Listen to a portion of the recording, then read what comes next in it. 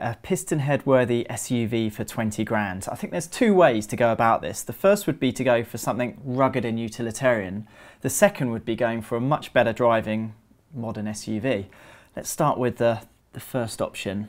You've obviously got the Defender, the Land Rover Defender, the epitome of cool, iconic British design. As long as you don't have to drive them, because they're pretty awful. They're horrible, in fact, and I should know, I've had one.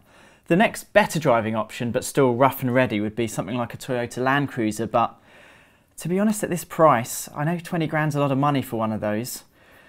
There's nothing really that is cool. There's nothing that really is PistonHeads worthy. Let's go on a little bit further and see what else we've got. Of course, we could go for something like a BMW X6, but I just don't think I could live with myself recommending one of those. They're just too ugly. So let's stick with the BMW X5. On the classifieds, it's quite easy to find a big 4.8 litre, and I think you'll agree that delivers the drive and the performance for what we're looking for, but I don't know, it's a bit predictable, isn't it? I'm not really feeling it. Had a little search around. We can't really find like an ML63, so that's out of the picture. And if we go for a G-Class or a G-Wagon, I don't know, you just get something really, really old for this money, really, really decrepit. Of course, the car we'd all love, and we do love them, a big full-size Range Rover, but I think I've found something better, but it's a bit controversial.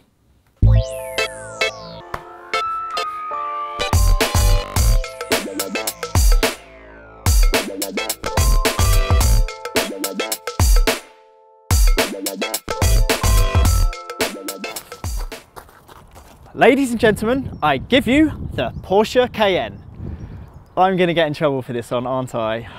Of course I am. I know you guys like the Range Rover, but for 20 grand, I think this is more of a PH-worthy SUV. But bear with me, because this is, as you can tell from these lamps down here, the facelifted model. So instead of the old 4.5 litre V8, which wasn't the most reliable engines, you get the 4.8, which has 385 brake horsepower. But the best bit about this car is behind the wheel. Because it's here where the Porsche really, really shines against things like the Range Rover, the Mercedes ML.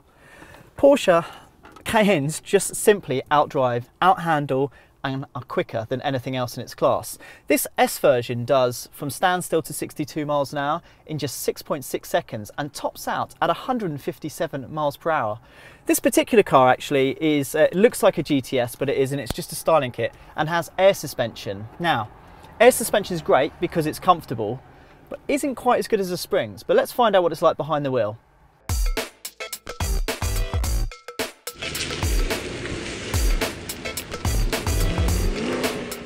You know, it's not bad at all actually. It's quite comfortable, but it's just about agile enough to make it quite fun behind the wheel, and it's easily as fast as a hot hatch.